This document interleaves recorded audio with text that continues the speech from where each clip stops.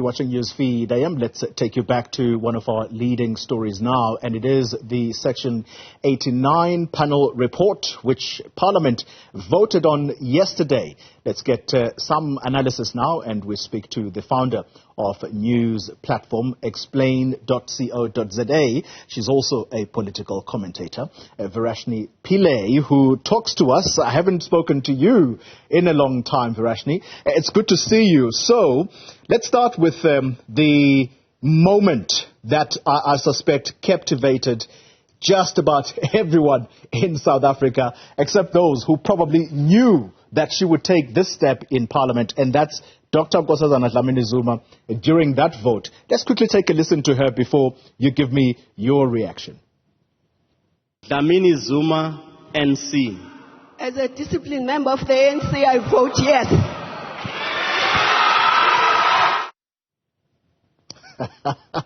Verashni, I don't know if you saw that on TV yesterday. I'm keen to know, and by the way, we're going to be talking to her later this hour.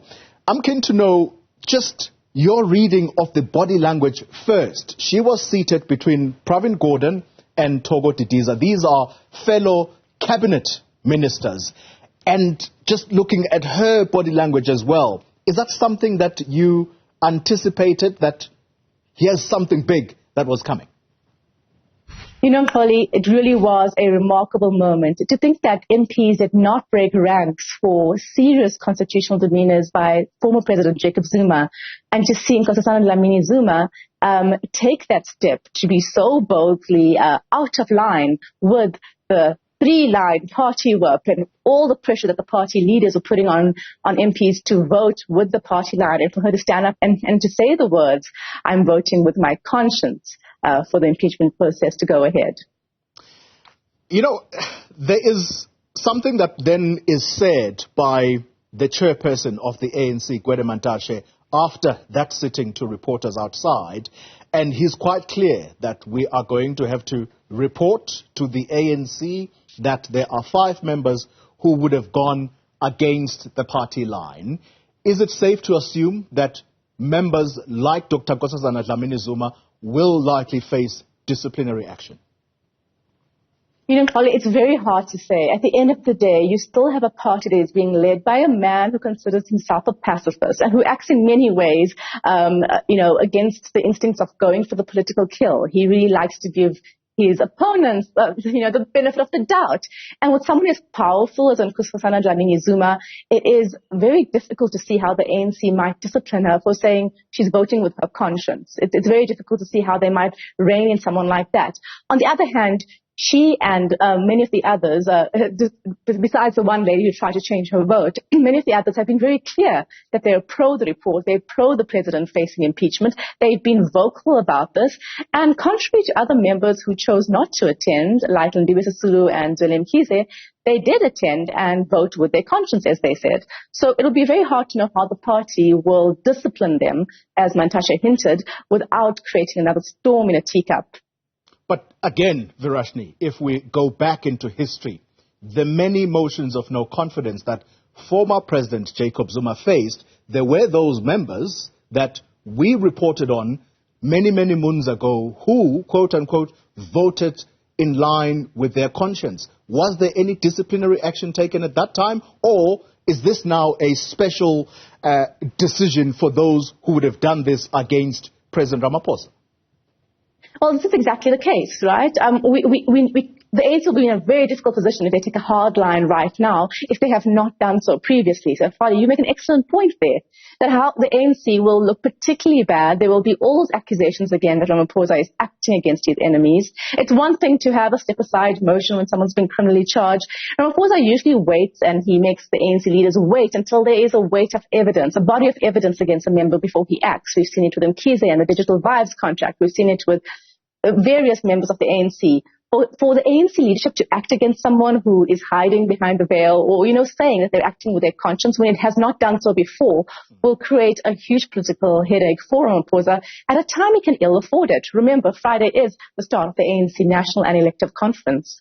Yeah, and as a final question, I'm going to pose that to you as we go to that conference. But before we get there, here's another this particular action that was taken by the ANC in Parliament to protect its president, is that a good look for a president who came to office saying, I am about reform, I am about cleaning up corruption, we are not going to have holy cows? It may not exactly been the words that he used, but is this a good look for a man like that? Well, absolutely, Xoli. That is the key thing here. The ANC and Ramaphosa are within their rights to go to court and take this report and review, to say they're waiting for the South African Reserve Bank and Hawks investigation to conclude. But they could have held themselves to a higher level of accountability. Sure, the report did not it wasn't strong enough to motivate for an impeachment inquiry. But constitutional law expert Pierre de Vos made a very good point, saying the ANC and even the opposition could have asked for an ad hoc committee to investigate and do a proper report, better than the Newzroom report was, to truly find out if Ramaphosa had breached the Constitution. So you're absolutely right that they are hiding behind the report being legally not very sound, but they could hold themselves to a higher level of accountability if they really were serious about Ramaphosa's reform agenda. I can't allow for this conversation to conclude, Verashni, without asking about the Minister of Tourism, Lindiwe Sisulu. We saw her earlier on this news channel. The time was around 10ish.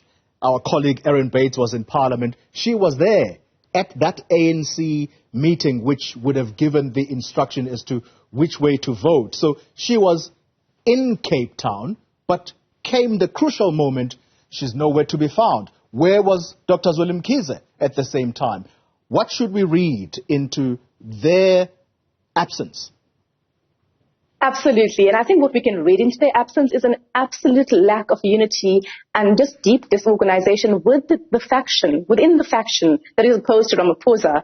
They should have chosen one or the other. One, we're all going to do what Dlamini Zuma did, vote with our conscience, make a statement to the rest of the party. Or two, we're going to all boycott the sitting. This mixed signal that they've sent us with Xoli Mkhize not showing up at all, with Lindiwe Sisulu clearly showing up in part and then bunking the crucial moment, as you say, plus others choosing to vote, sends the signal that this is a faction in disarray. They can barely get their act together, and it's an embarrassing look, and it puts them on the back foot as they go into that conference where they were hoping to unseat Ramaphosa, but that is looking increasingly unlikely. Yeah, if that, what occurred in Parliament, is or could be viewed as a dress rehearsal for what we are going to see come Friday, that's the start of the conference. What do you think we should anticipate at that conference, particularly given the fact that you're going to have two important reports that are debated there, Phala Phala and Digital Vibes? Absolutely, and we'll see both those reports being used as political tools. And I think what we'll see, I mean, I've personally covered these conferences before. I was at Nazareth when Ramaphosa was elected, and it's a very tense atmosphere, right? I remember we waited for so long for those final votes to be counted because so much was hanging in the balance.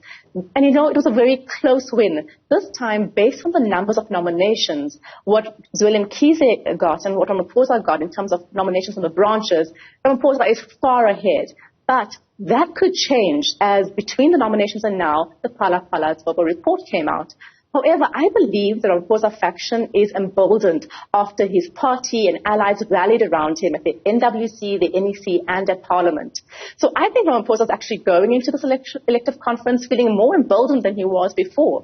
And that puts the Mkhize and so-called RET faction more on the back foot, unless they're able to get more support from the floor in the course of the conference. But given how disorganized they've been at the parliamentary Section 89 decision, I don't have high hopes for them. Seasoned journalist and founder of news platform explain.co.za, Verashni Pillay, thank you very much for your time.